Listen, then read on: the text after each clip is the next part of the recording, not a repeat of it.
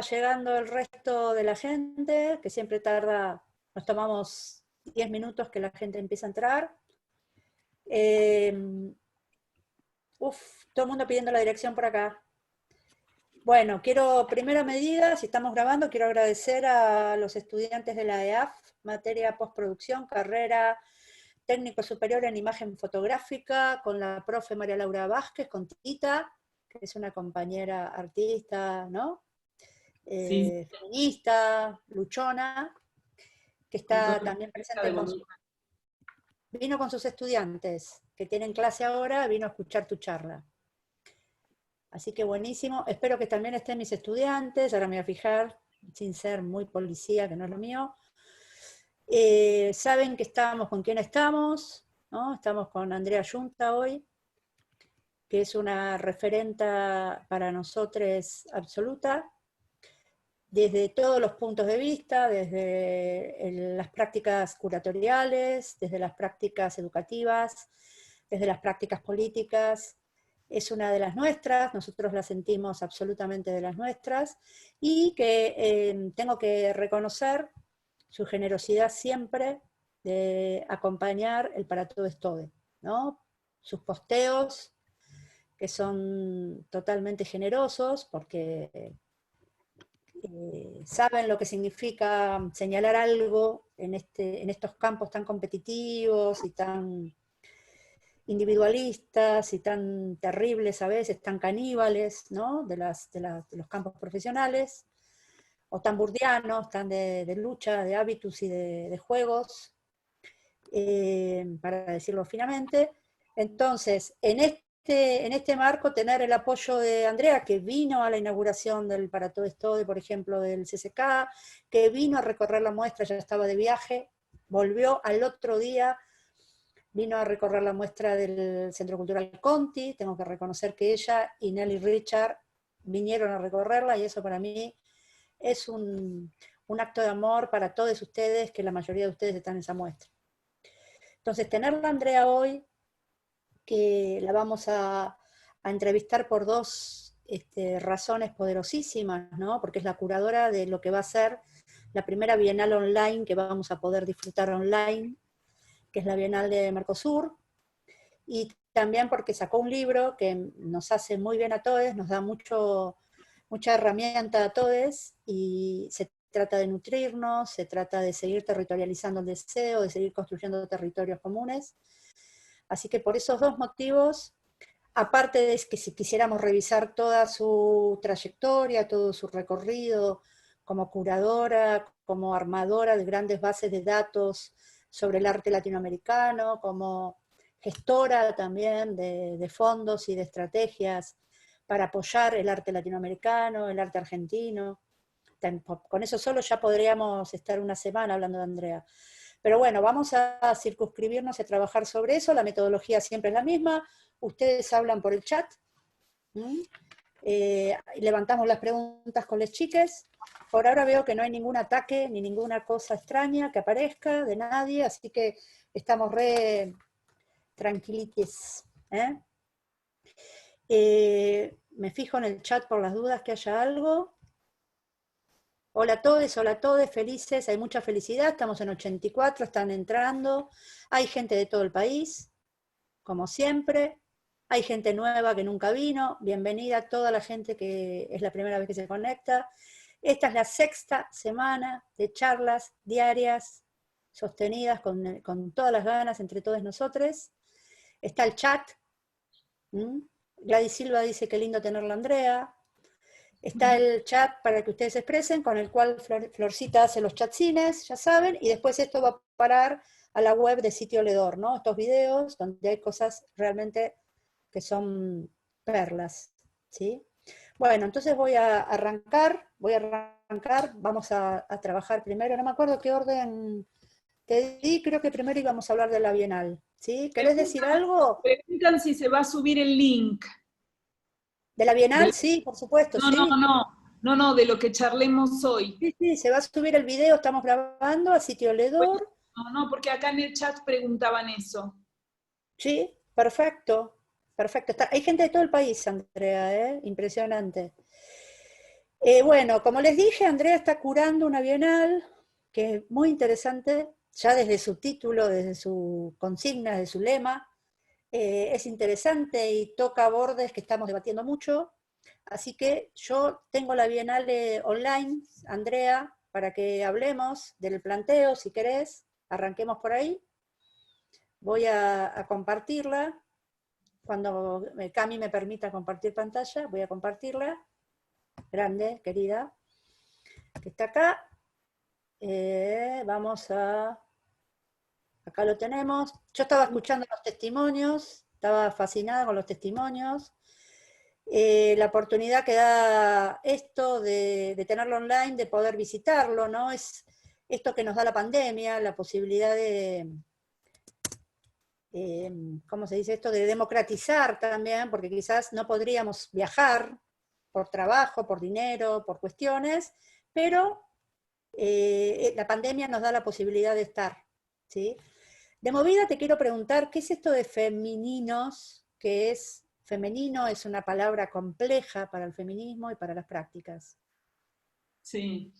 Bueno, la verdad te digo, o sea, el planteo de la Bienal, la propuesta de la Bienal, surgió cuando todavía no habíamos terminado Mujeres Radicales, es decir, todavía no había viajado a San Pablo a montarla. Y me pidieron un proyecto que después lo seleccionaron. Entonces, para mí uno de los problemas que había quedado pendiente y como más necesario de revisión en Mujeres Radicales era, bueno, esta ubicación histórica desde un feminismo más histórico, una exposición centrada en artistas mujeres. Entonces, a mí me estaban pidiendo un proyecto de una bienal de mujeres, eso era, ¿no? Entonces, bueno, ¿cómo daba cuenta de nuevas preocupaciones que básicamente tenían que ver con dos cosas?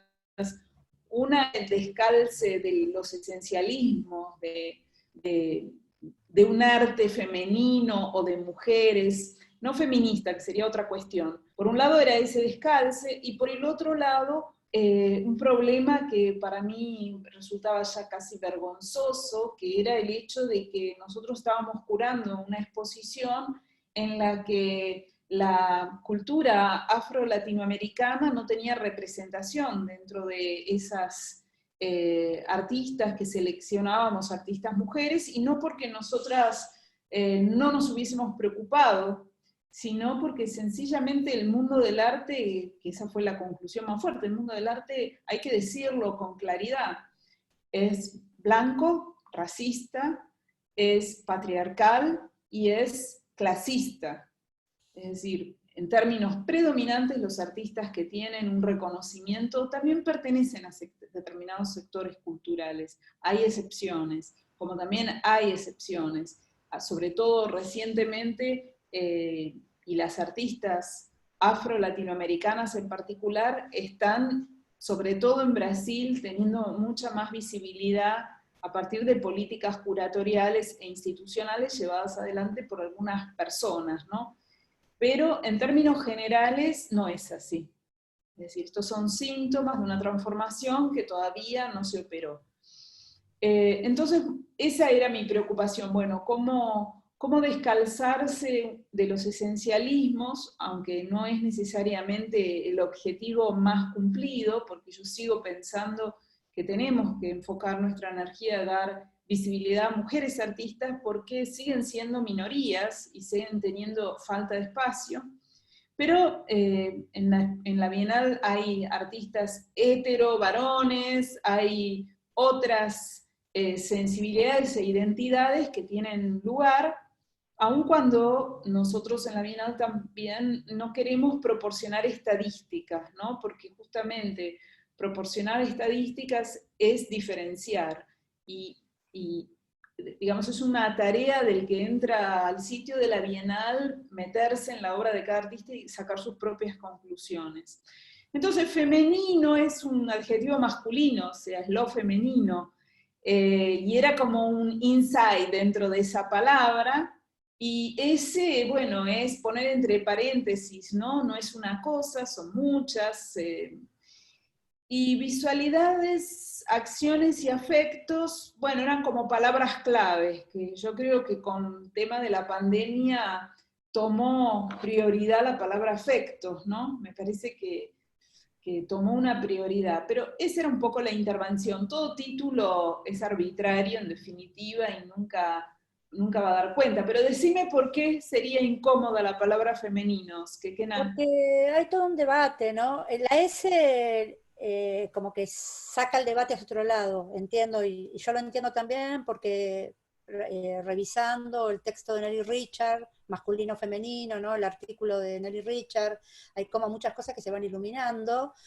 pero es una palabra compleja para nosotros, lo femenino, por esto de los esencialismos que vos decís, que atraviesa mucho el arte blanco, que es un arte que no es, no contempla las identidades trans ni otras percepciones o subjetividades. Por esto mismo, que nos cuesta tanto encontrar en el arte. En el Para Todo Estoy hay una sola pintora trans, que es Andrea Pazut, y es muy difícil encontrar pintoras trans en Argentina, porque indudablemente es una comunidad que está viviendo otros riesgos, no va a la universidad ni a las escuelas de arte, ¿no? Por eso te lo decía, porque esa palabra femenino puede retrotraer a ese esencialismo. Yo sé que en vos no, pero y también me No, parece no, por más eso vale. hay como muchas intervenciones son la palabra, o sea, ya no decir femeninas era una intervención, es decir, lo femenino, es lo femenino, pero también hice una intervención sobre el género de la palabra, y la S también. Y sí, o sea, yo estoy completamente de acuerdo contigo. Quizás la gran pregunta es, porque, viste, se dice, bueno, las galerías de arte no dan cuenta de otras identidades que no sean las identidades binarias, o sea, sí, nosotros podemos plantear muchos cuestionamientos, pero me parece que el punto de partida es cómo cada sujeto agencia su propia identidad en términos de opción sobre sexualidades, ¿no? Es decir, hay artistas que eran gay o que hoy podrían ser pensados como trans o artistas lesbianas, pero el tema es cómo se situaban dentro de ese campo. También por la época no se podían situar como hoy un artista puede situarse desde su identidad. Y me parece que esa es la inscripción política, ¿no? La inscripción política también es, por eso nosotros no decimos que un artista, por el hecho de ser mujer, es feminista, para nada. O sea, ser feminista implica situarse y agenciarse también, ¿no? Decir yo soy feminista implica una posición y un agenciamiento muy distinto del ser mujer, simplemente. Entonces, es una intervención sobre la palabra que, bueno, también es una negociación entre la tarea para la cual yo fui contratada, que era hacer una bienal de mujeres, de artistas mujeres, y mis interferencias que bueno, están presentes en la Bienal, aun cuando no haya una zona de artistas trans, o sea, no está identificado de esa manera, ¿no? Pero bueno, si uno hace el trabajo e investiga a los artistas, a través de su trabajo también va a ver cómo hay artistas que se sitúan políticamente en términos de su identidad sexual. Pero ese es un trabajo que también el espectador tiene que hacer, ¿no? O quien ve el sitio. Sí, y me parece también que es interesante que no está contenido en femenino, pero que está en lo que yo recorrí, que es la presencia de la cuestión o de los debates raciales, ¿no? Entre comillas la palabra racial porque no la afirmamos precisamente, no, sino que es justamente el cuestionamiento en esto de pensar en otras maneras de pensar lo racial, ¿no? Y de incluirlo en el cruce, de la cuestión de la interseccionalidad como una herramienta a aplicar en una curaduría, no a solamente describirla. ¿Se entiende lo que digo? Sino a Sí, problematizarla curatorialmente. sí, totalmente. Mira, dos cosas tengo para decir sobre esto. Por supuesto que es una preocupación mía. Y también, por otro lado, quién habla y desde qué lugar habla, ¿no? A mí tampoco me gusta el lugar del sujeto salvador o iluminado, que mira hacia los otros. Me parece que, bueno, que siempre hay una necesidad de sujetos de transición. ¿Qué quiere decir esto? Yo en este momento, por mis años, que mañana cumplo 60 años, y por mi trabajo, también tengo un poder, ¿se entiende? O sea, tengo un poder. Entonces, ¿cómo uno abre el juego para que otras personas que todavía no tienen ese poder de intervención puedan tenerlo hablando en primera persona? Entonces, bueno, eso es una tarea importante que se está dando tanto en términos de una interseccionalidad que tenga en cuenta agendas de raza como agendas de clase, y agendas también de identidades vinculadas a los pueblos originarios en América Latina, identidades indígenas, que también son interseccionales. Entonces, bueno, es muchas veces difícil, y en este sentido abro un pequeño paréntesis. Acaba de salir en Flash Art, la revista francesa, un número sobre arte latinoamericano, y escribe un texto Igor Simoes, que es un curador de Porto Alegre, que es el curador educativo de la Bienal. Y él escribió su tesis de doctorado sobre temas de raza, ¿no?, en Brasil. Y bueno, y él empieza el texto diciendo algo que para mí es genial. Dice, bueno, las exposiciones que se han curado recientemente, es decir, sobre lo afroatlántico, sobre, digamos, estas miradas sobre las diásporas africanas, han sido curadas por curadores blancos. Entonces, él lo está haciendo también desde un lugar de sujeto que se agencia políticamente de esa necesidad de representarse, de hablar, de intervenir políticamente.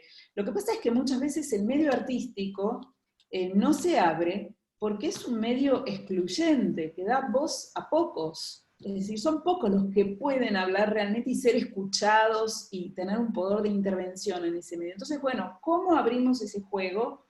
¿Cómo creamos espacio para que otros curadores, artistas, hablen de estos temas en primera persona y desde una agenda en la cual yo me ubico como una figura transicional? Es decir, yo puedo tener interés, puedo escribir algo, pero no soy yo la persona que me voy a empoderar dentro de ese campo donde hay otros sujetos que están articulando discursos, que se están formando, que están interviniendo, porque también para intervenir hay que querer intervenir, ¿no? No es solo que te dejen el espacio, sino también estar dispuesto a disputarlo el espacio. Si el campo del poder, como vos recién citaste a Bourdieu, es un campo de lucha, no es un campo pacífico donde todo circula, no, hay una disputa por ese campo. Entonces hay que estar dispuesto a que otras voces participen, y también hay que estar dispuesto a usurpar el espacio, a disputar ese espacio. Entonces, bueno, es toda una dinámica de tensiones ahí en la cual, digamos, respecto de una perspectiva interseccional, sobre todo en relación con temas de raza, yo me siento, me ubico como una figura de transición, digamos, como una figura nexo, que en la medida en la que puedo, quiero que voces de personas, no sé, pienso como Igor, que está súper formado, Igor Simoes, y que es un curador joven, un académico joven, bueno, en ese contexto tenga una base para construir una base, un espacio de intervención más eficiente, ¿no? Me parece que hay que abrir el espacio para quienes están articulando discursos en primera persona también. Bien, clarísimo, ¿no? Es como la apuesta política. Vos tenés una apuesta política en esto. Mira, a mí principalmente lo que me resulta insatisfactorio es el hecho de que el mundo del arte se rige a través de determinadas reglas, como el concepto de calidad, los precios del mercado, el estatuto de internacional o no, de global o no, de un artista. Es decir, todos estos temas crean jerarquías que limitan la mirada. Por eso yo hablo de censura sistémica. Censura sistémica quiere decir que no es que a vos te dicen, no, vos no podés participar. Nadie le va a decir a las mujeres, no, vos sos mala, las mujeres son malas artistas, no van a participar. Nadie va a pronunciar esa frase, Sin embargo, en los hechos, la representación es mucho más baja. Entonces, a mí me resulta insatisfactorio porque veo que es un campo muy limitado donde hay un grupo de personas que hablan la misma lengua y que no hay posibilidad de hablar de otras maneras.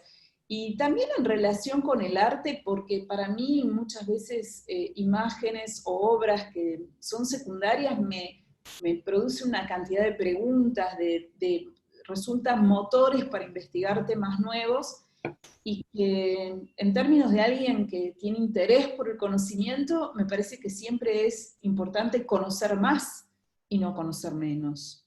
Y el campo del arte funciona sobre una lógica excluyente, donde menos tienen más poder, más brillo, más visibilidad, y a mí no es que no me interesen las obras de los que se llaman los grandes maestros o los artistas internacionales, no es que no me interese, no es que yo creo que haya que eliminarlo, pero me interesa conocer otras cosas. Entonces, si no tengo la capacidad de surfear en búsqueda de esas otras cuestiones que me interesan, mira, te doy un ejemplo.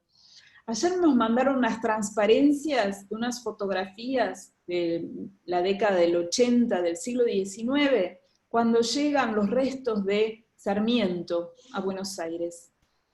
La fotografía era de una calidad de fotografía y de digitalización deslumbrante. Entonces te metías y era como un viaje dentro de esa panorámica, viste, del puerto, y yo mirando así en detalle digo, perdón, pero los que están sosteniendo el cajón de Sarmiento, ¿son negros o me parece a mí? ¡Oh, sorpresa!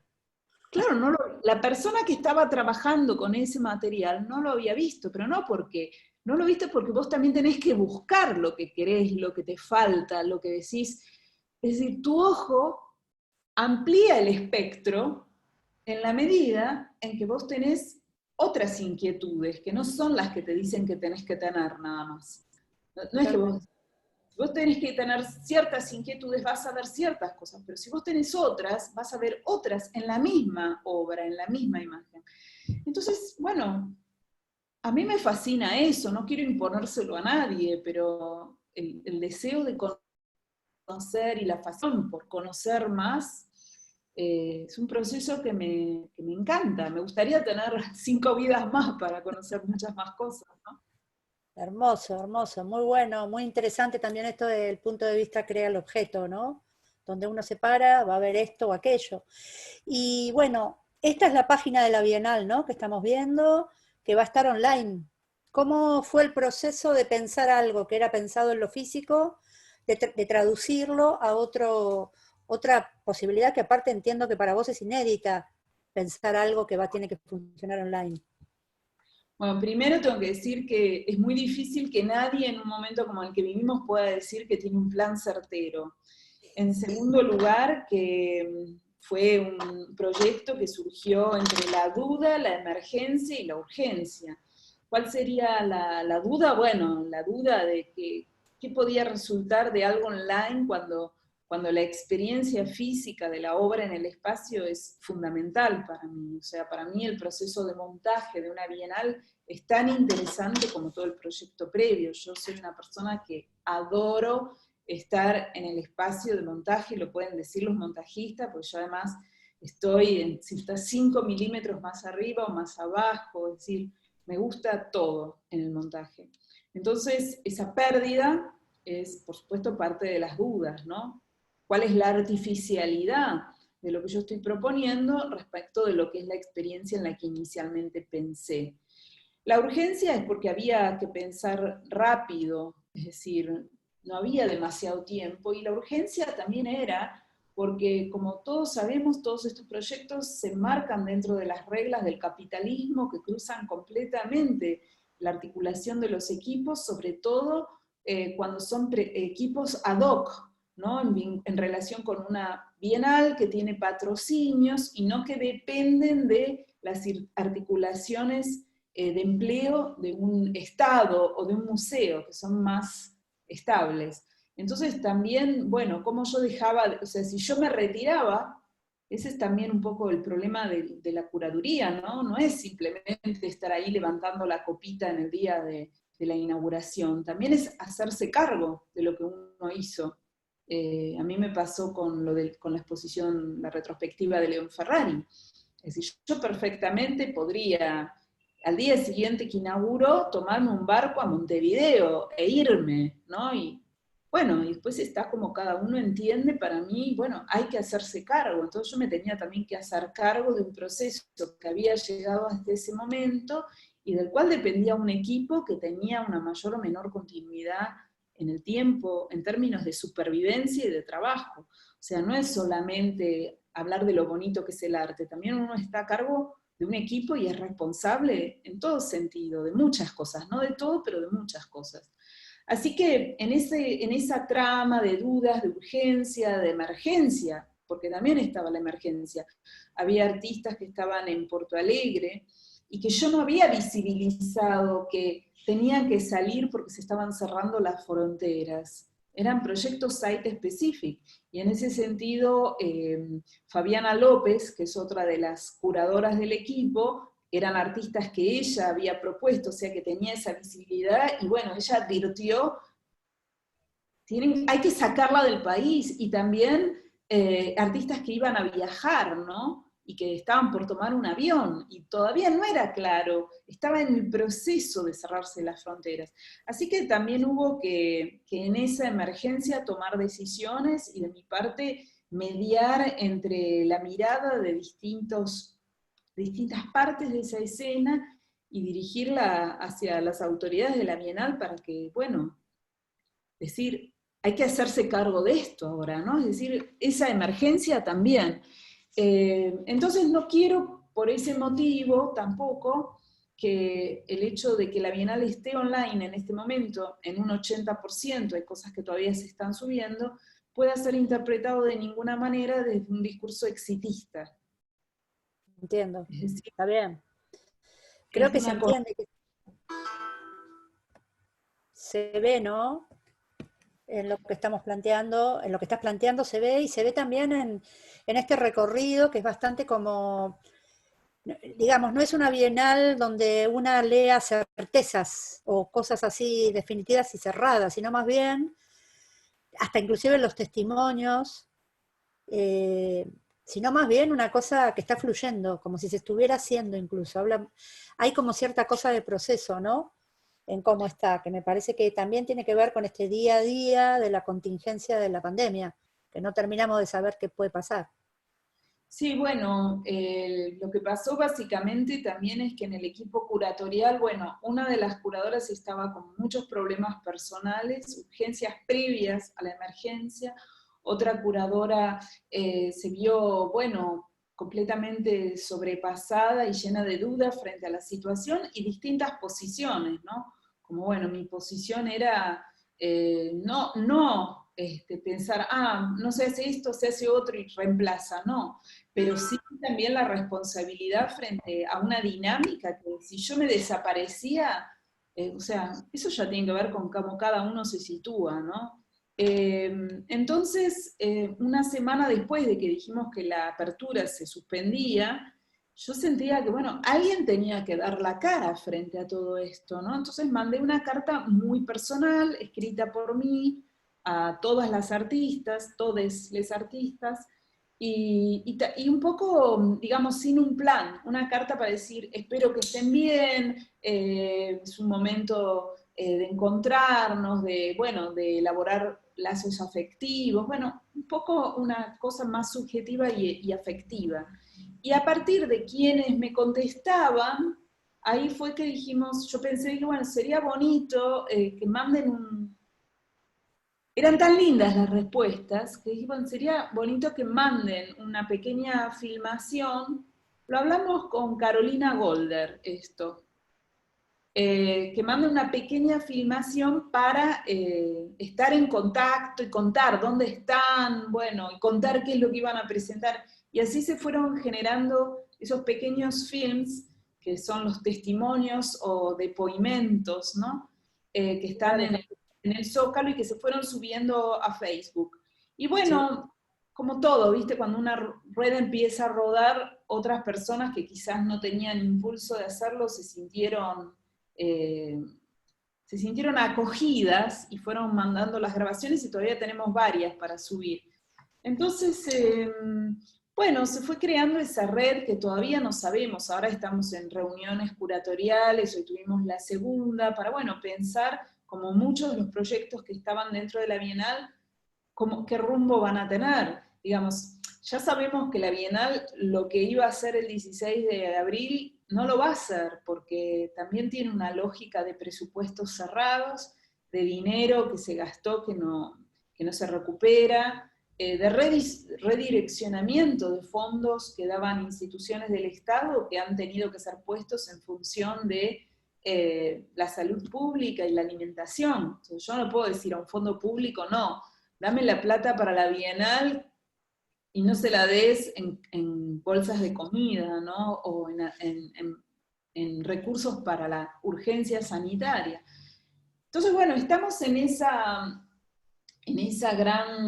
gran tejido, donde al menos, a mí me gusta como se ve así, que un poco vino también de los testimonios, ¿no? Ese estar en primera persona, con la cara y una presencia física,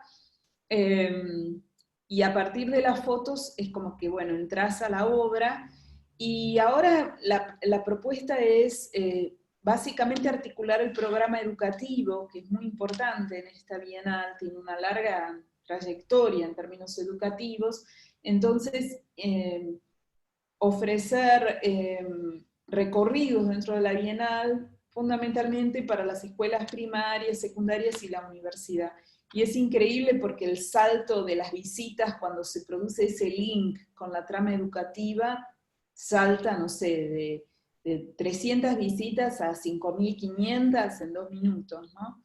Entonces, bueno, eso queremos hacer, tenemos idea, estamos todavía en conversaciones para ver cómo encaramos un posible catálogo. Son muchas más las dudas, o sea, por un lado es el deseo de darle un grado de concreción a proyectos que estaban a punto de tener contacto con el público. Y por el otro lado, evitar esta actitud exitista y introducir al interior de la Bienal una perspectiva crítica respecto de, bueno, cuál es el lugar de estos eventos, de las exposiciones internacionales, de la globalización del mundo del arte, de las residencias internacionales, exposiciones, bienales, etcétera, en el estado del mundo en el que hoy estamos. Me parece que no podemos dejar de formular estas preguntas. Es decir, ¿qué es lo que nosotros también hicimos? Y otra pregunta, si queremos volver a lo que estábamos el día que el mundo nos paró. Me parece que también esa pregunta es pertinente, ¿sí? Que es una pregunta que requiere una introspección. ¿Dónde estábamos ese 13 de marzo, 19 de marzo? Y si a eso queremos volver, ¿no? Analizado dentro de una lectura crítica, porque nosotros también contribuimos con el desenfreno al que llevó el mundo del arte, la desterritorialización, los proyectos site-specific, los que yo llamo los cementerios de las instalaciones de las bienales, los parques temáticos, etcétera, etcétera, los sistemas de producción de maquiladoras que tanto se instalaron en el mundo del arte, es decir, donde son sistemas de producción barata los que llevan adelante las obras, el estado escandaloso del mercado del arte, hasta qué punto el mundo del arte es un espejo de la concentración de capitales de la etapa del capitalismo en la que estamos. Es decir, no se trata solamente de hacer obras sobre la ecología, sobre la explotación, sobre la pobreza también, y sobre todo son las estructuras que establecen qué es el mundo del arte, cuál es su poder, las que reproducen esos sistemas, ¿no? No se trata solo de revisarlo a través de un workshop de 25 iluminades, o de llevarlo a la obra, sino, por lo menos, y esto nadie pretende que sea generalizado, digo, pero es una opción que tenemos. No sé si tenemos todos que aceptar que el único camino es volver al momento en el que estábamos, a lo que se llama la normalidad. Es decir, ¿qué es la normalidad? ¿A qué normalidad queremos volver? Entonces, bueno, probablemente no haya una respuesta unificada del mundo del arte. Probablemente el mundo del arte no tenga más que ver cómo chapotea o sobrevive en un contexto internacional que va a ser muy difícil el regreso de los públicos en los museos, de las exposiciones abiertas al público, tanto como de los espectáculos, los conciertos, los deportes, es decir, todo lo que implique la aglomeración. Va a llevar un tiempo todo eso, o sea, hoy nosotros no tomamos una decisión, el mundo nos paró, no es que nosotros paramos, el mundo nos paró. Pero bueno, con eso nosotros podemos al menos hacer un ejercicio de introspección individual, ¿no? Después cada uno tomará las decisiones. Yo he estado en reuniones recientemente de personas que están a cargo de instituciones y para mí fue sorprendente que muchas personas se sitúan en, no, vamos a volver a las exposiciones internacionales y no, eso va a seguir, no vamos a renunciar. No sé, yo tengo muchas dudas. Está buenísimo lo que planteás porque hay toda una discusión con esto, ¿no? De hecho, no sé, la Bienal de San Pablo aplazó un mes su inicio, que tenía que empezar el 5 de septiembre, creo que planteó en las redes que empieza el 4 de octubre, o sea, no hay todavía una decisión de decir nos bajamos, este es un año perdido para lo que puede ser una muestra multitudinaria como son estas bienales, ¿no? Y el campo del arte, de las artes visuales, está particularmente golpeado porque no digo que no el resto, pero mal que bien asistimos a un concierto online, ponele, y podemos escuchar, hasta te diría mejor todavía, si tenemos un buen dispositivo, podemos apreciar mucho mejor la música, que si estuviéramos en un concierto saltando, haciendo pogo. Se complica hacer pogo, hacemos pogo en casa, pero con las artes visuales es como donde más se cuestiona esto. ¿Cómo hace un artista? ¿Hace una muestra en su living? ¿Cómo muestra su producción? ¿No? ¿O cómo se muestra una bienal online? Cuando mucho es vivencial, experiencial, comunitario, de lo que puede suceder. Es todo un tema para las artes visuales, me parece. Lo mismo que para el teatro, ¿eh? Yo creo que van de la mano. Hay gente que está hablando de la muerte del teatro con esto, que está saturado. Yo vi el otro día Tadéis y no podía creer, ¿no? Un texto increíble, un trabajo muy bueno desde la dirección y la actuación, pero no se entendía nada, porque no sé si se puede ver una obra de teatro. Pasa lo mismo con las artes visuales. Es un brete muy fuerte, un desafío muy fuerte el que tenemos, cómo recuperar, porque lo masivo, aparte, vos lo sabés, Andrea, mide la efectividad de una exposición. Nos guiamos por ese criterio de que el tema es reventar la muestra y que haya muchísimo público, ¿no? Entonces es un tema, ¿cuál va a ser el parámetro? Si ya no podemos pensar en una cosa, en un espectáculo masivo, con una bienal, con Arteba, con lo que sea, desde las artes visuales, con los museos, ¿cuál va a ser ese parámetro? Esto de que el mundo nos paró, también es eso, el mundo nos paró ese delirio en el que estábamos desde las artes visuales, me parece.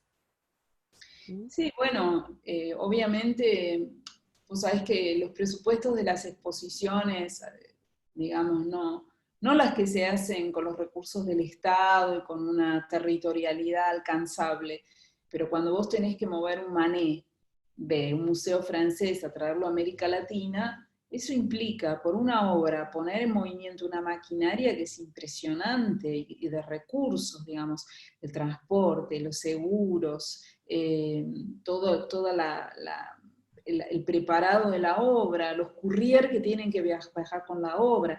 O sea, es como transportar un cadáver rodeado de vidas alrededor, mover una obra de esas, y eso tiene un costo increíble. Y ese dinero no es que viene de las entradas, o sea, de las entradas para un museo viene un 30%, en el mejor de los casos, digo, ¿no? Un museo que cobra una cifra considerable, y de la tienda y del restaurante. Y el resto viene del dinero corporativo, lo que te dan los bancos, lo que te dan las fundaciones, lo que te dan... y ese dinero hoy, por eso, por ejemplo, el Metropolitan, que este año cumplía 150 años de su fundación, la fecha, durante ese día el museo ya estaba cerrado, ¿no? Entonces el museo hoy en día perdió 100 millones de dólares, porque no es solamente el público, es que ahí hay fondos de inversión que forman parte de los recursos del museo que hoy no existen. Entonces la financiación del arte no se apoya exclusivamente en el público. Y esas otras fuentes de financiación, yo no creo que sean, que tengan la voluntad ni la capacidad, la voluntad fundamentalmente, de seguir sosteniendo. Ahora con Arteba, que se puso online, en la plataforma de Artsy, bueno, hubo una voluntad, porque también Arteba tiene una comunidad que la respalda, entonces hubo una voluntad de coleccionistas locales, de distribuir las compras para apoyar a distintas galerías, y bueno, relativamente bien lo han hecho, pero ¿cuánto tiempo mantienes eso? Sí. No, yo sí, creo que tampoco, no sé los números, pero me parece complejo que hayan sostenido un nivel de ventas, sinceramente. ¿Cómo se puede sostener en el contexto anterior, no? No sé, me parece. A mí me parece bueno, que es bueno el esfuerzo de tratar de mantener, porque también si esto pasa, hay que tener un lugar al que volver. Si vos dinamitas todo, no tenés ni un lugar desde el cual rearticularte, ¿entendés?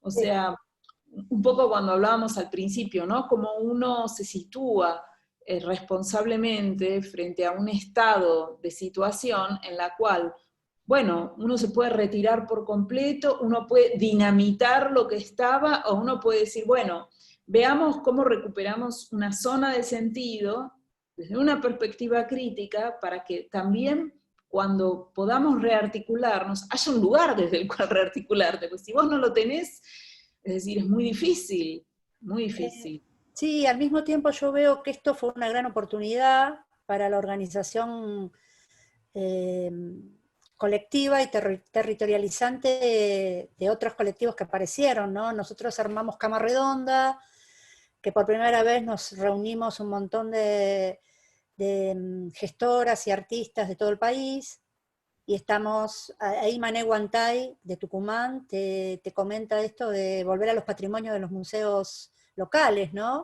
Que claro, no podemos mover el Mané, bueno, quizás sea el momento de abrir nuestras reservas de obra localmente, y el tema de lo colectivo. Me parece que veámosle lo positivo que puede ser esto, ¿no? Que puede Sí, sí, traer. sí. Mira, de hecho, me pidió Alejandro Grimson un texto que está saliendo mañana, se libera como un volumen online que hicieron, con 25 textos, así como de emergencia, sobre nuestros campos específicos y la pandemia. Y yo ahí planteo exactamente lo que apuntaba la compañera y lo que estás retomando vos en tu conversación, que es, bueno, hay tanto para hacer en términos regionales, locales, que no se nos acaba el mundo. O sea, articulemos redes de sentido. ¿Cuántas reservas de los museos están sin catalogar, sin analizarse las obras, sin exhibirse? Es decir, las colecciones tienen, no sé, 11.000 obras y no se llegan a exhibir 1.000, no se llegan a exhibir 500. Entonces, hay mucha tarea para hacer. Estamos a veces mucho más preocupados por las redes internacionales que por las redes que tenemos cerca y que podemos articular. Es decir, políticas de coleccionismo, revisar los perfiles de los museos, construir identidades dentro de una trama cultural urbana que se apoye en las instituciones existentes, pero tejiendo sentido entre todas esas instituciones. Hay tareas de articulación, es decir, estamos más atentos a ver cómo articulamos un escenario global que ver cómo articulamos el escenario cultural dentro de una misma ciudad en nuestro campo. Hay mucho para hacer. Ahora, la contracara de eso es, entonces vamos a ser regionales, nacionales, no vamos a estar más en contacto con el mundo. Y bueno, no es que yo desecho esta duda, a mí me parece que en un concepto ampliado del mundo internacional, que no sea simplemente la historia de 5 ciudades, ¿viste? 4 que están en Europa y una que está en Estados Unidos, es interesante. A mí me interesaría mucho tener más conocimiento de lo que pasa en Asia, de lo que pasa en África. No es que uno renuncia, pero tampoco podés cancelar la productividad del presente en función de una utopía constante que es la de la conectividad con el mundo, que es una artificialidad, porque lo único con lo que uno se conecta es con los centros de poder, ¿no? No se conecta con todo. Entonces, bueno, la disyuntiva es, ¿vamos a provincianizarnos? Bueno, no sé si vamos. En este momento es lo que tenemos, y me parece que en el campo de los ministerios y de las secretarías y demás hay mucha tarea que se puede hacer, y afortunadamente hay personas que están capacitadas en este momento para llevar adelante esas tareas. Y desde los museos también, o sea, me parece que cada museo sabe perfectamente todos los rojos que tiene en relación con su propio patrimonio y con la exhibición y con la puesta en valor de su propio patrimonio, ¿no? Entonces, Totalmente. bueno, muchos directores han estado más interesados en viajar por el mundo para capturar blockbuster exhibitions y ponerlas en su museo, que en simplemente reinstalar la colección permanente del museo. Es decir, hay museos que no han reinstalado sus colecciones permanentes de arte argentino, moderno y contemporáneo en 5 o 6 años. Entonces, bueno, hay mucha tarea para hacer. Y una cosa que también surge del chat, ¿es una oportunidad para el activismo esta crisis? Bueno, el activismo toma. Las instituciones no tienen que darte, ¿no? O sea, la calle se disputa, el espacio se disputa, la lucha es esa, digo, o sea, ¿qué te van a dar? ¿En servido? Ahora viene el subsidio al activismo, no sé. Para mí el campo del activismo es un campo de compromiso donde uno tiene que estar tomando el espacio con toda la conciencia de que se gana, se pierde, uno se equivoca, se discute, cosas que quedan irresueltas. Yo no me imagino que el Estado tenga que soportar el activismo o el artivismo. Me parece que ese es un campo de lucha. Lo digo así como el primer impulso que me sale, ¿no? Lo digo, yo no quiero que el Estado me financie la lucha política. No, sería terrible, ¿no? Porque justamente el activismo tiene ese lugar crítico y sensible, también sosteniéndole el lugar del Estado, ¿no? Hoy tuvimos esa discusión en Cama Redonda, justamente eh, porque hay acciones que estamos haciendo, que empezamos a llamar activismo de cercanías, cuando vamos a comprar pegamos un sticker, sobre todo en relación a la explotación laboral de todos que somos docentes, a la cuestión de los femicidios, a la cuestión de las violencias, de la violencia policial. Y una de las cuestiones era, bueno, pero tenemos que hacer todo esto y que quede claro que, que queremos un Estado, que bancamos al Estado, pero tenemos que ser como también la reacción crítica o el espíritu crítico y sensible, no perderlo nunca frente a ese Estado al que apoyamos, porque entendemos quedarnos en casa, ¿no? Toda esta cuestión, esa contradicción me parece que es la más interesante, que el activismo le puede refrescar el arte contemporáneo, las prácticas artísticas, ¿no? Que estamos como situándonos en tácticas más que en estrategias en estos momentos. Y esto también tiene que ver con otra de las cuestiones que nos gustaría charlar con vos, que es el tema de repensar esta cuestión de lo periférico, ¿no? Que vuelve a salir ahora, que vos lo planteás tan interesantemente en tu último libro, ¿no? Que se llama Contra el Canon. A ver si lo tengo. Acá está. Contra el Canon, acá tengo la tapa, ¿no? Tengo la versión PDF, pero está por ahí circulando la tapa del libro, que tiene que ver con esta cuestión de lo periférico. Está bien, vos lo ves históricamente en la producción sobre todo del arte moderno y contemporáneo, y en la relación de los internacionalismos, o de lo que siempre fue como el origen de todo, que siempre fue el arte norteamericano y europeo, y también lo ves con una mirada de colonial, ¿no? Que necesitamos tanto desde la historia del arte. Y lo primero que a mí me surgió cuando lo leí, esa introducción, ese primer capítulo que está liberado, así que lo vamos a compartir a todos, es esta cuestión bien interesante de que todo gesto de hacer una historia del arte latinoamericano es un planteo historiográfico, básicamente, ¿no? Porque lo que estamos planteándonos es cómo se escribe esa historia, desde qué fuentes, desde qué maneras de pensar el hecho de historizar. Eso me parece que es lo más interesante que planteás con este concepto de rever la periferia. Si nos querés contar algo de eso, Andrea. Bueno, yo primero planteo que el concepto de periferia lo introduce en relación con los estudios literarios Beatriz Arlo, que es un concepto extraordinariamente útil. Lo que pasa es que en el mundo del arte funciona de otra manera. Es decir, lo que es periférico en el sentido de una cultura mezclada, no homogénea, en el campo del arte se vincula demasiado con la idea de innovación, de lo nuevo, de lo original, que no es necesariamente lo que se le demanda a la literatura, ¿no?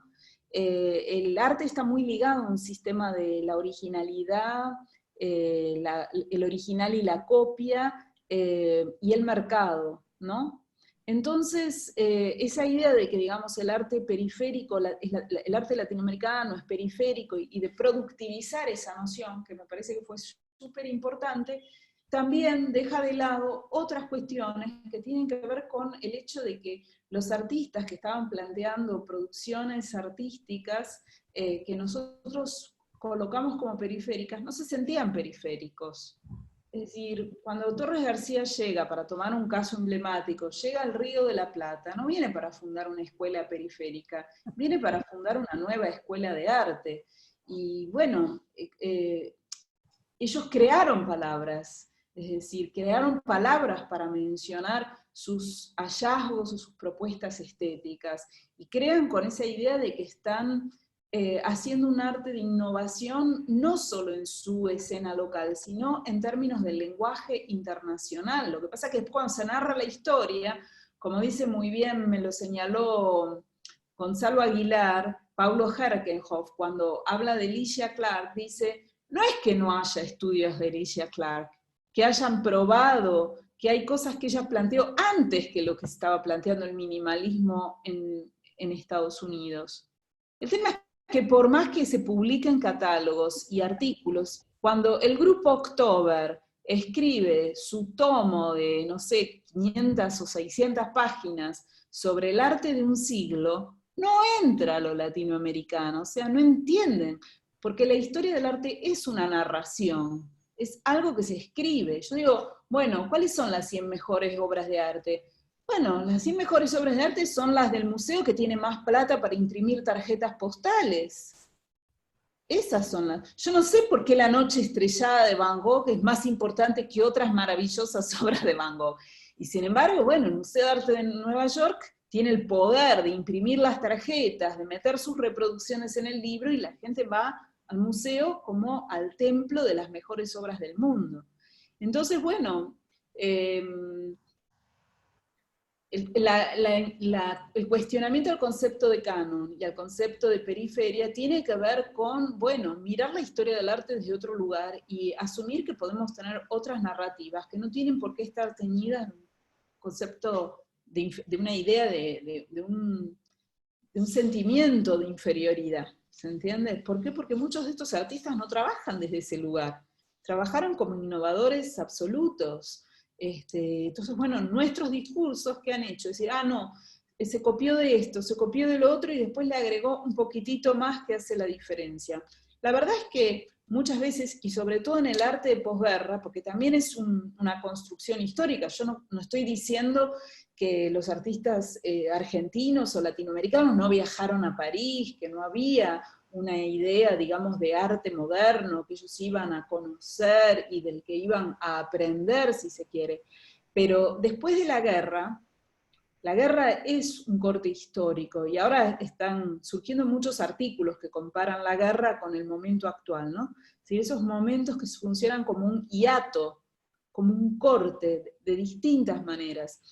Y lo que se produce cuando termina la guerra es que la idea de arte moderno, ¿qué quiere decir la idea de arte moderno? La idea de que hay un discurso en el arte que evoluciona, que se transforma, pero cuando se transforma no es que simplemente cambia, sino que resuelve problemas anteriores, por lo tanto se supera, esa idea de superación, de un telos, ¿no? De una orientación, un lugar hacia el cual va el arte. Ese discurso entra en crisis con la guerra.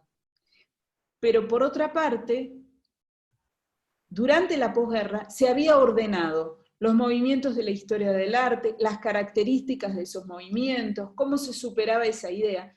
Y mi hipótesis es que después de la guerra, en distintas ciudades del mundo, las comunidades artísticas se apropian de las estrategias de la vanguardia, y sobre esto hay mucha teoría, ¿no? Cómo las estrategias de la vanguardia, de introducir el dinamismo, el movimiento, la mezcla de los lenguajes, ahí es donde empieza a participar el cuerpo. Pero durante la posguerra, todas esas estrategias del lenguaje vuelven a ser revisitadas y rearticuladas. Y esto no sucede solo en algunas ciudades, sucede en Japón, sucede en las ciudades latinoamericanas, sucede simultáneamente. Entonces ya no podés mantener esa idea de que hay una innovación que empezó en un lugar y después siguió en otro. Todos están saqueando el terreno de las estrategias de las vanguardias. Europa era periférica respecto de sus propias vanguardias. Que eso es un poco, digo, ¿no? Es decir, ellos eran periféricos de sí mismos, si se quiere. Entonces, bueno, también tenemos que tener en cuenta estas construcciones de los escenarios históricos para romper con esa idea de evolución y de progreso que ya no funciona. Para mí ya no funciona. Después de la guerra hay como dos momentos, del 45 al 60, donde eso es un poco lo que llevan adelante los grupos concretos en Buenos Aires, ¿no? Que ellos sienten que están continuando la fuerza de la modernidad cuando París cayó en manos de los alemanes, ¿no? Que eso fue un corte simbólico muy importante. El ejército alemán caminando bajo el Arco del Triunfo, o Hitler frente a la Torre Eiffel, ¿no? Las fotos emblemáticas son la ocupación de la ciudad luz por la barbarie, digamos. Esa fue la representación cultural. Entonces, esa idea de captura del centro cultural del mundo del arte y de cómo se va a continuar con ese caudal, digamos, de conocimiento, de estrategias del lenguaje que producen las vanguardias, es una preocupación que es simultánea. Y los materiales se van reelaborando de distintas maneras. Por eso yo digo, bueno, hubo toda una iniciativa de hablar del conceptualismo y del conceptualismo latinoamericano como un conceptualismo ideológico, y también de, bueno, ver que hay estructuras del conceptualismo que no es que las empezó Kossuth y después las tomaron los latinoamericanos. No funciona eso. Tenés artistas latinoamericanos que están haciendo obras conceptuales antes que Kossuth. Entonces, bueno, ¿y de dónde viene eso? ¿Viene necesariamente de Duchamp? ¿No? Muchas veces viene de la literatura, del camino surrealista de la literatura. O sea, hay otras genealogías. Es muy lindo lo que vos, cómo lees la obra de Ferrari, ¿no? Desde la literatura, de como, bueno, toda esta cuestión de los grafismos, de esta cuestión de convertir una obra que no puede pintar en un texto, no necesariamente es Kossuth, por más que Kossuth haya hecho esta relación entre objeto, foto y texto, como el padre del conceptualismo. Eso me pareció, porque aparte se vincula realmente con un contexto situado de Ferrari, relacionado con la literatura del boom, con la literatura. Eso me pareció, pero genial. Quizás a mí no me preocupa tanto estar en esta disputa de que el conceptualismo se inventó acá o allá.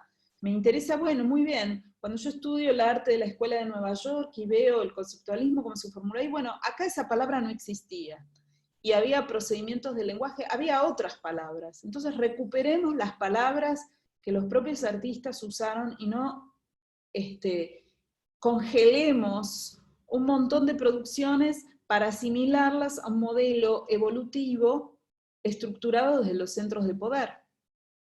Totalmente, totalmente. También la historia del arte es un campo de lucha. Sin dudas, bien, bien, ¿sabes qué? Y si pensamos que la historia del arte es también una inscripción política, ¿no? Porque parece que nosotras somos las únicas que hacemos política en la historia del arte, diciendo todas estas cosas. hay que revalorizar esa cuestión política, que no, sin tenerle miedo ni sentirnos que perdemos especificidad o que perdemos objetividad. Hay también una atinada, me parece, reflexión tuya en relación a Didi Uberman y Ante el Tiempo, ¿no? Con la cuestión de la manera de pensar la historia del arte o la historia de Eisenstein, ¿no? Que vos lo citás, que me parece muy también interesante pensar la anacronía o esta mirada que hacía, que hizo, que buena parte de, cuando una investigaba o trabajaba un tema de historia del arte tenían que pasar 30 años, o no sé cuántos años, ¿no? Había como una regla, que no podíamos investigar el presente, no podíamos pensar el presente. Bueno, cuando yo estudiaba, el arte argentino se veía hasta 1870, que era el año de la muerte de Prilidiano Pueyrredón. Entonces vos decías, bueno, ¿por qué no estudiamos el presente? Me decían, porque no hay distancia histórica. Es Decir, eso. estaba esa idea de que si vos no pasaron 100 siglos, 100 años, es como que tu subjetividad, el hecho de que vos estás involucrado en ese tiempo, impide que vos tengas la capacidad de discernir una mirada objetiva. Digo, hoy en día, y sobre todo con todos los estudios de subjetividad y la reivindicación de las subjetividades, me parece que nadie puede pensar que existe ninguna historia objetiva. No existe una historia objetiva. De los acontecimientos se recupera una trama u otra y eso está muy ligado a formas de entender el mundo, ¿no? Como no existe una medicina objetiva, tenemos a los médicos en París matándose entre ellos en relación con las terapias más apropiadas para afrontar, digamos, el cuidado de las personas en el virus. Digo, no hay nada claro. Entonces, dejemos de lado ese ideologema que es la objetividad de la historia, porque no existe. Ahora, por supuesto, esto no quiere decir que yo piense que la historia se cuenta de cualquier manera. Yo pienso que uno tiene que construir el argumento. No es que uno dice, ah, no, la historia del arte es política. Bueno, ¿cómo? ¿De qué manera? ¿Por qué? ¿Y cómo construís los argumentos? Para mí tiene que haber un trabajo sobre la historicidad, tiene que haber una lectura minuciosa, pero eso, digo, es para mí el desafío que yo me planteo y también lo que a mí me interesa cuando leo un texto. Me gusta que el argumento tenga una construcción. ¿Se entiende lo que digo? O sea, que no sale de mi interés así inmediato, sino que hay un trabajo. Bueno, lo que tú haces, que es recorrerte el país, ver cientos de obras, exponer esas obras con una estructura de sentido, digamos, ese trabajo, ¿no? Me parece que ahí es donde nuestras intervenciones políticas toman mayor solidez. Pero la historia del arte se construye desde perspectivas que no son neutras. Bien, esa palabra también me gusta, ¿no? Si tenemos que ser neutrales, estamos vencidos, ¿no? Y se trata también de eso, de generar discursos que abran sentidos y que disputen sentidos, más que clausuren nada, que fue un poco lo que nos atravesó en la experiencia de quienes nos formamos. Tenemos edades, no estamos tan lejos en la edad, Andrea. Y esto también me parece interesante, la valentía tuya y el pararte en el campo a sostener esto, que hay que bancarlo, ¿no? Dicho así coloquialmente. Porque no es fácil, hay toda una estructura académica que disputa sentidos desde lugares de filiaciones muy construidas y de diálogo muy construidas, donde romper esta lógica cuesta, romper esta lógica de la neutralidad, de hacer política, ¿no? Pero ya eso tiene que ver también con, es decir, yo soy muy cabezadura y muy caprichosa en un sentido, o sea, eh, y además no tengo miedo, o sea, nunca tuve miedo. Entonces, también no es que sea sencillo, porque verdaderamente te digo, o sea, con la exposición de Ferrari, que fue un trabajo, o sea, la exposición de 12 años trabajé yo en esa exposición. Entonces, encontrarte con que tenés una ciudad y sectores de todo el país dispuestos a desautorizar, no a mí, o sea, desautorizaban al artista, pero bueno, al mismo tiempo lo que estaba impugnado radicalmente era la exposición. Entonces, bueno, no es que es sencillo estar en una situación donde todo el trabajo que hiciste de años naufraga, está a punto del borde de un precipicio, y con mujeres radicales también pasó, o sea, salvo Miguel López, de los curadores varones, digamos, ¿no? Que fueron parte del comité de consejo de la exposición y que desde un principio nos asesoró con toda generosidad y entusiasta.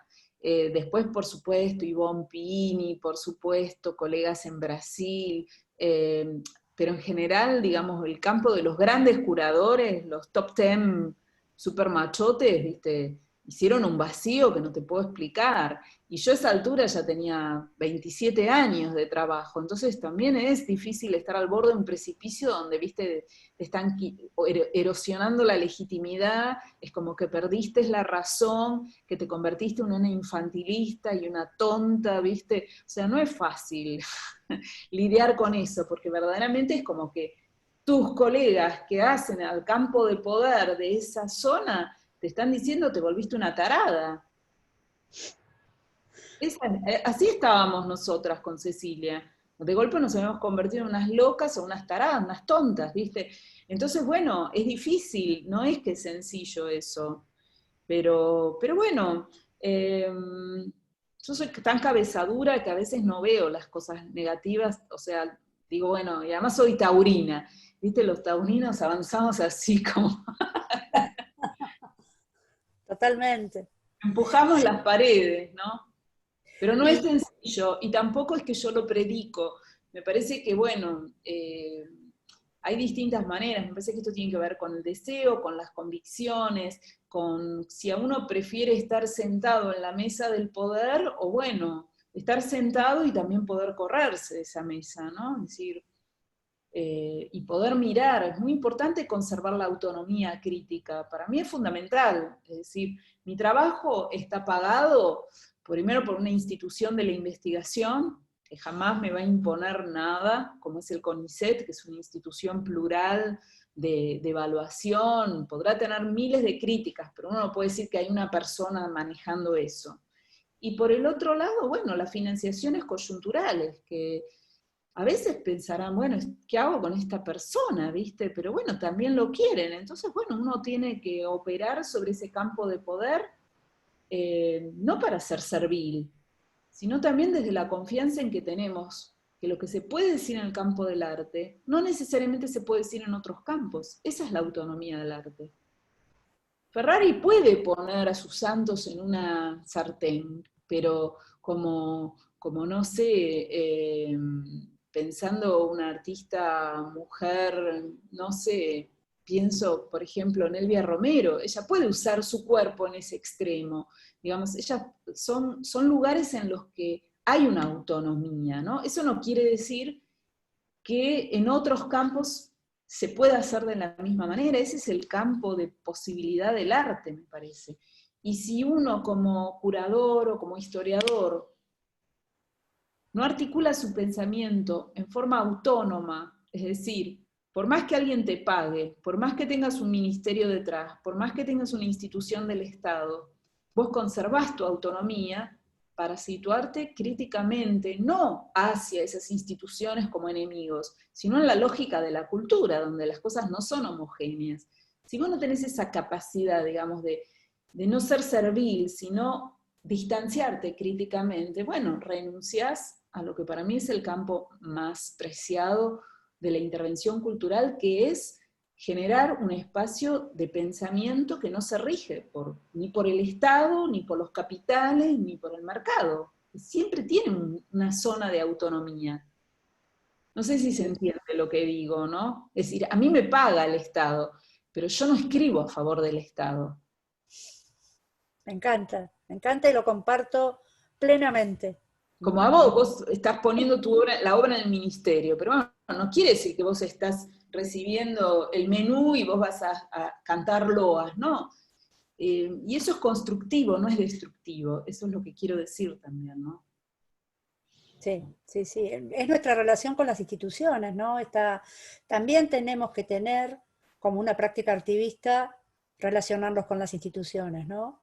Hay todo en el chat, hay toda una reflexión sobre, bueno, por un lado, desde la remera amamos a Andrea, que también está presente, a sostener esta idea de la exposición como máquina de guerra, ¿no? Y de sostener esta idea de lo potente de lo que vos decís, de la autonomía, de que el arte permite decir lo que no se puede decir.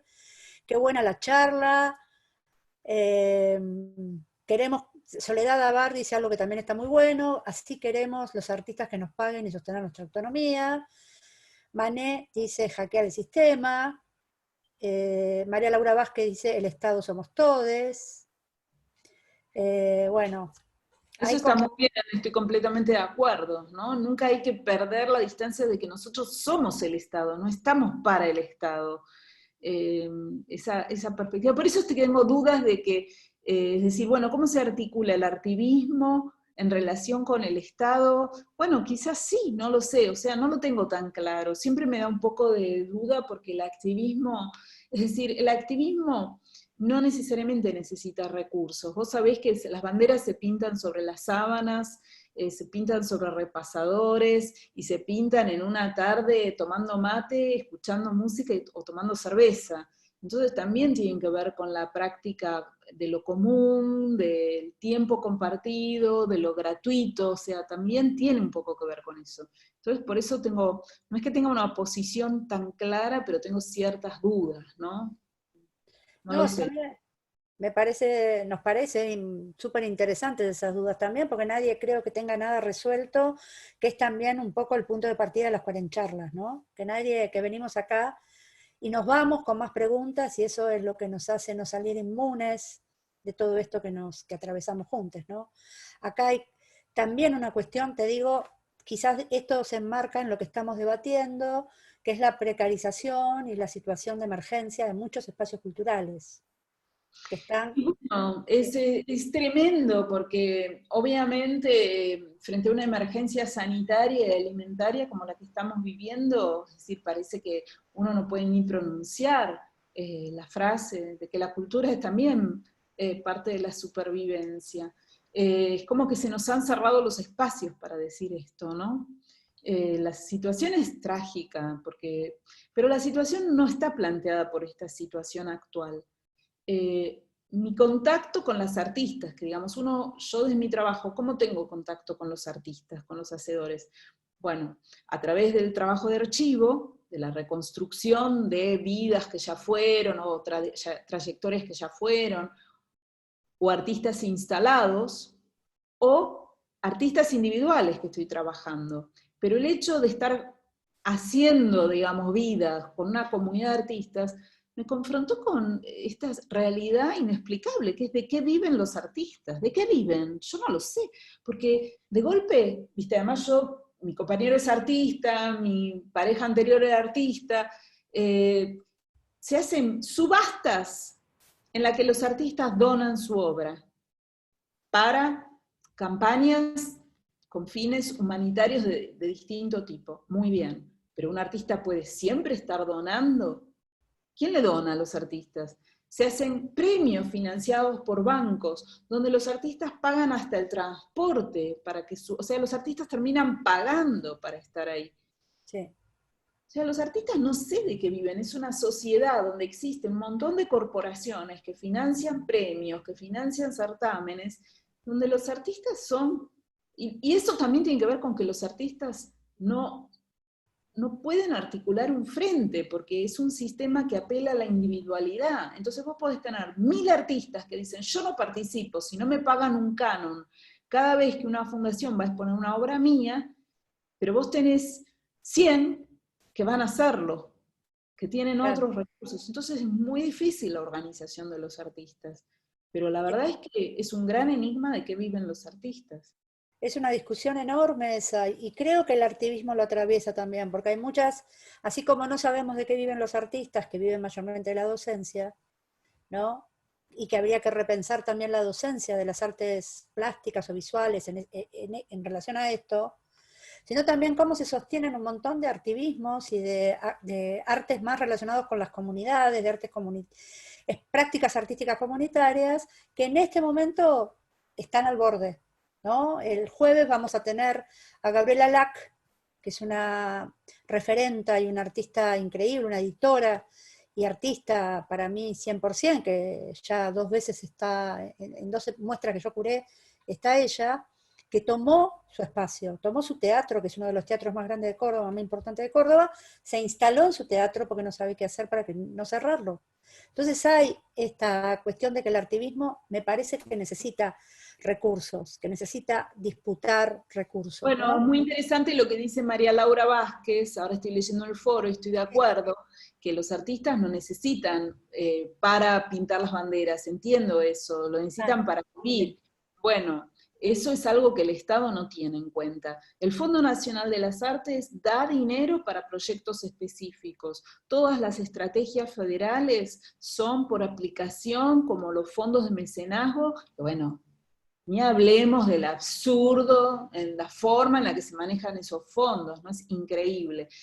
Porque terminan ganando los fondos los museos que dependen del presupuesto de la ciudad o de la nación, o sea, es una locura cuando son fondos. Y por otra parte tienen otra parte negativa, y es que los artistas aplican para hacer el libro, el gran libro, que es un objeto que después se pasan 2 años trayendo a tu casa, llevando, regalándolo. Entonces, ¿cuál es la productividad? O sea, ¿cómo es eso? Me parece que hay una forma de producción en relación con esos subsidios que no van orientados a la subsistencia, van orientados a la realización de un objeto, de un producto.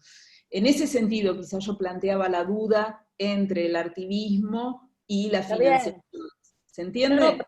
sí, aparte que plantees la duda y que vos te plantees cómo, genera todo un debate que es súper importante, Ahora, yo porque nadie creo lo que, tiene. bueno, ¿cómo los artistas no se pueden jubilar como artistas? No existe el rubro. Sí. No podés ser monotributista con el rubro artista. O sea, no tiene un estatuto productivo en esta sociedad. Está asociado o al hobby o al lujo. Totalmente, totalmente. Hay una anécdota que yo quería contar, que es que cuando hicimos para todo esto de los artistas todavía no se ha efectivizado el pago, pero van a cobrar. Y uno de los problemas que hizo tan compleja la administración de este pago es que no existía en el ministerio una forma que previera que un artista visual podía cobrar. Pero ¿cómo va a cobrar? ¿Toca? ¿Actúa? ¿Cómo se paga? ¿Que nos preste la obra? ¿Qué? ¿Entendés? Era todo un tema legal. Y yo creo que eso da cuenta de algo histórico, que es que tiene que existir en el Estado que a un artista visual se le pague. Se le pague por una exposición y cuántos días, ¿no? Toda esta cuestión. Está todo previsto, el seguro, la forma de participación, pero no está Bueno, previsto esa esto forma es lo legal. que dice Soledad Abar ahora, ¿no? Es Sí, decir, que es un trabajo lo que hacemos. Bueno, para mí eso es súper interesante. El otro día tuve un debate ayer, antes de ayer, con el Día del Trabajo, de, bueno, personas que comparten mis actividades que dicen, no, lo que nosotros no hacemos es un trabajo, no hace un trabajo, es un hobby. Y bueno, yo estoy completamente en contra. Eso será para determinados sectores, pero yo fui siempre una trabajadora, o sea, yo tuve que plantearme cómo vivía de mi trabajo, porque no tenía la opción de no trabajar y de no vivir de mi trabajo. Nadie me iba a pagar y yo no tenía un recurso como para hacer de la historia del arte un hobby. Y bueno, y eso es así, digamos, yo honestamente en lo personal, más allá de lo gremial, yo no trabajo gratis, muchas veces trabajo gratis, pero para lo que a mí me da la gana. Yo decido a quién regalo. Después todo lo demás, no, perdón, y el horario lo pongo yo, o sea, es así. Y si no, que no lo tomen, o sea, es muy sencillo, pero bueno, eso también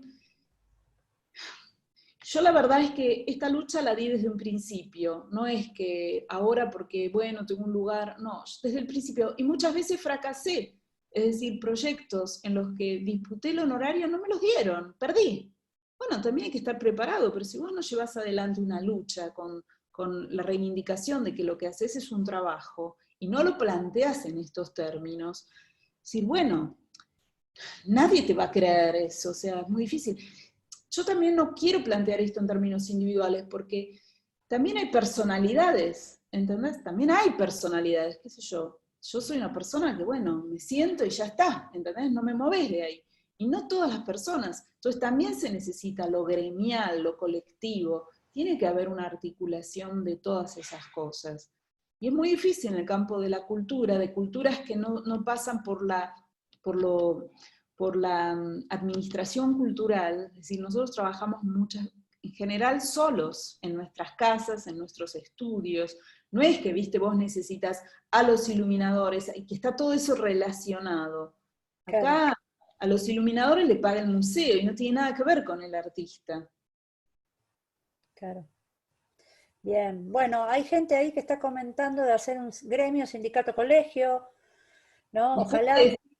Que yo estuve en el momento en el que la SAP, la Sociedad Argentina de Artistas Plásticos, trató de reorganizar, que es la gremiación más antigua que existe de los artistas. Llegamos a lograr que hubiera obra social en ese momento, pero se desarticula. O sea, me parece que hay que confiar y hay que seguir trabajando, pero hay algo inherente al campo del arte que hace que, bueno, obviamente la SAP siempre quedó como impugnada por no estar vinculada a sectores de vanguardia, por trabajar con lógicas corporativas, es decir, también toda una crítica que después hace muy difícil, ¿no? Si vos dividís, bueno, a esto llegas. Claro. Sí, no, totalmente, totalmente. También se pide un Instituto Nacional de Artes Visuales, ¿no? Como hay un Instituto de Música, como entes, como un INCA, ¿no? Pero de las artes visuales específico. Acá esto despertó un montón de opiniones. Pero bueno, Andrea, yo no te quiero... Estoy leyendo un poco más las opiniones para ver si veo algo sobre lo que pueda decir algo, ¿no? Sí, hay que impulsar la ley de artes visuales, eso dice Fátima, digamos, sí, y nosotros trabajamos con Fátima, somos compañeras, o sea que con Soledad también, digamos, compartimos la instancia de la asamblea, de la discusión, de las diferencias. Es muy difícil sobrepasar esas, o sea, mantenerse después de las diferencias, porque estamos muy acostumbrados a partirnos, ¿no? A partirnos. Entonces, sí, lo que pasa es que es difícil y no todo el mundo pone el cuerpo después para llevar adelante de una manera sostenida, es muy difícil, yo no lo digo como una crítica, digo que es un medio que nos divide, está basado sobre la división. El sistema de distinción del arte está basado sobre la idea de que hay unos pocos elegidos. Entonces es muy difícil sobreponerse a eso. Acá dice Graciela San Román que el hobby es ofensivo, claro, bueno, es descalificativo, obvio. Lo cual no quiere decir que uno no ame su trabajo, ¿no? A mí me encanta el trabajo que hago, tengo una relación con el trabajo, si se quiere, marxista, me completa como ser humano, me da felicidad el trabajo. Bueno, ojalá eso fuese posible para todos.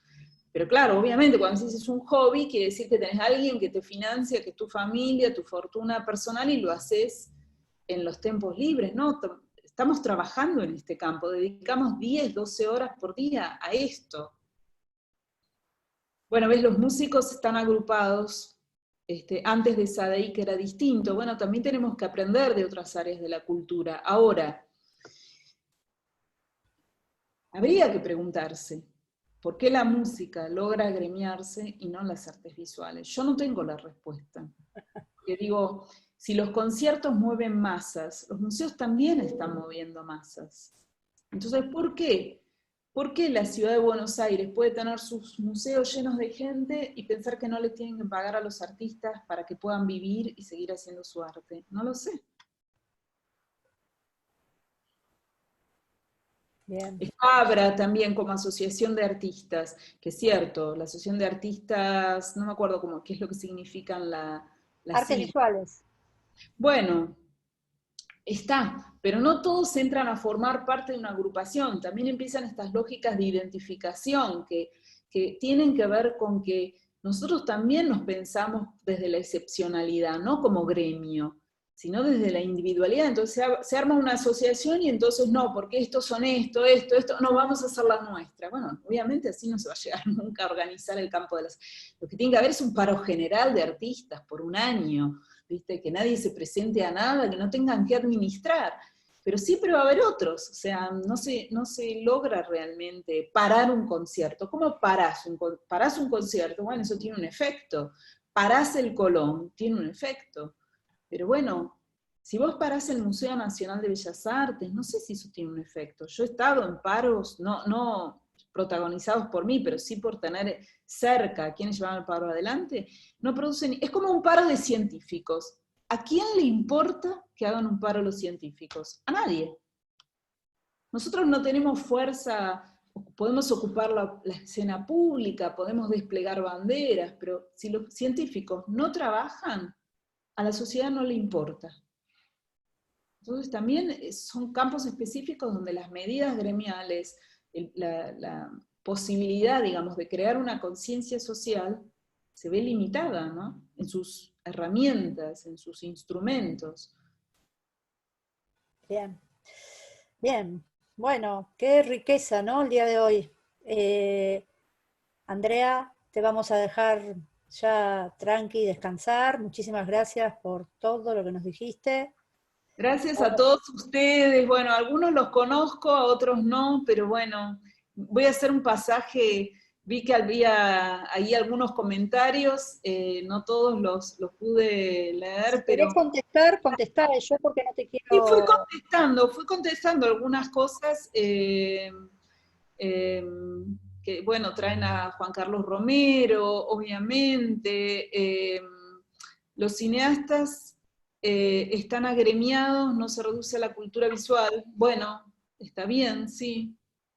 No tengo nada para decir sobre eso. La salida es colectiva, estoy de acuerdo, obviamente. El tema es cómo se articula lo colectivo en un medio que trabaja sobre lo individual, ¿no? Ese es el gran problema. Nada, son como todos, no sé qué, Kena, si vos ves, mira, acá dicen, ¿ves? En Chile estuvo parado el museo durante un mes y el Ministerio de Cultura ni se enteró. Sí, sí, sí. Entonces, bueno, es difícil, tampoco uno puede decir, ah, bueno, mañana nos organizamos y cambia todo. No es así, hay una experiencia de militancia que muestra que es un campo complejo. Y que me parece que sí, nuestra demanda yo creo que fue muy claro acá. Yo sí creo que tiene que haber una jubilación para artistas visuales, tiene que haber... también hay que crear una conciencia, que es como, bueno, la conciencia feminista. Yo creo que, bueno, como bien saben, señalizar, que no es lo mismo que acusar, sino que señalizar, pero obviamente de alguna manera vos tenés que decir que las mujeres están excluidas del mundo del arte, que están muy bajamente representadas, y eso tiene un nivel de confrontación. Pero sin embargo, hacer público con conocimiento, con estadísticas, con prueba, con situaciones concretas de las formas de discriminación que el mundo del arte, no digo de una manera orientada y a propósito, sino que tiene internalizado como parte de su funcionamiento, ejerce ese conocimiento, ese poner en evidencia cómo se articulan en los premios, en los salones, en los subsidios y demás, ha llevado a que desde 2018, sobre todo 2019, hoy ya no es tan fácil encontrar que se hace un premio y que tenés 2 mujeres y 15 tipos. No es así. O sea, hay una internalización.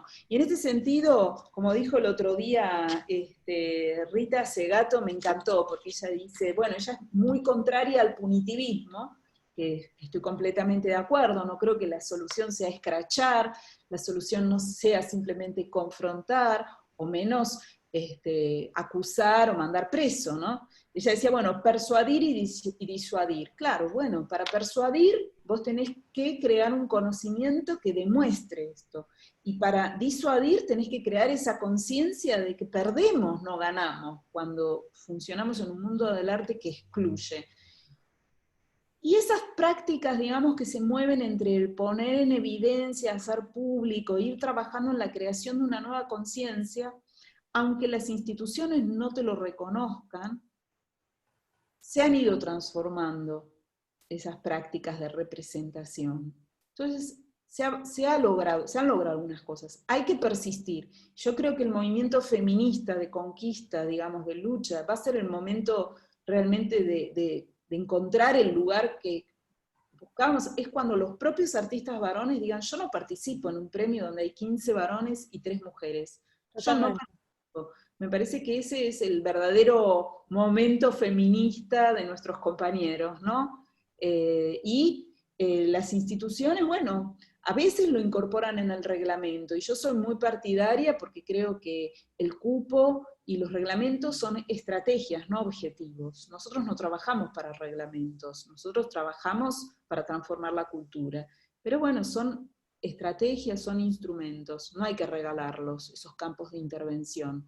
Pero al mismo tiempo, la verdadera lucha es crear una conciencia en la comunidad artística de todo lo que perdemos cuando tenemos un 30, un 20% de mujeres y una identidad patriarcal o heteronormativa que está ocupando el centro del mundo del arte.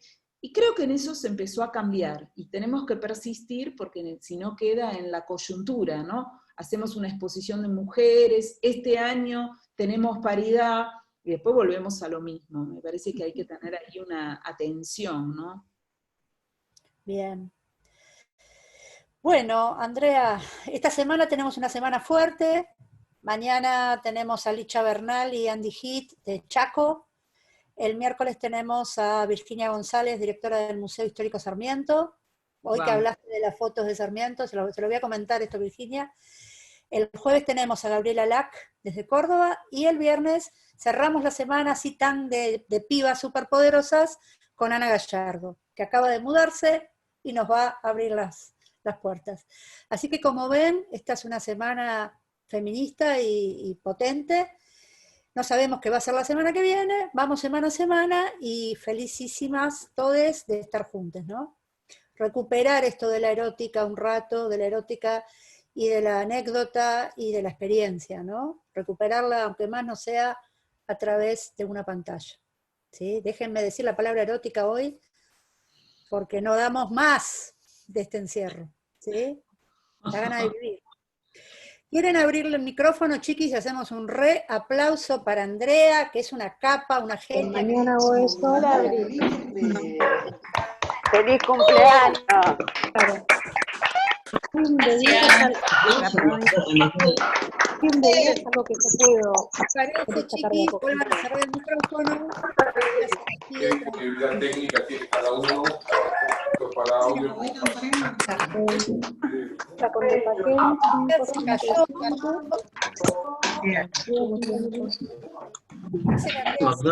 En auto paseamos más un poquito de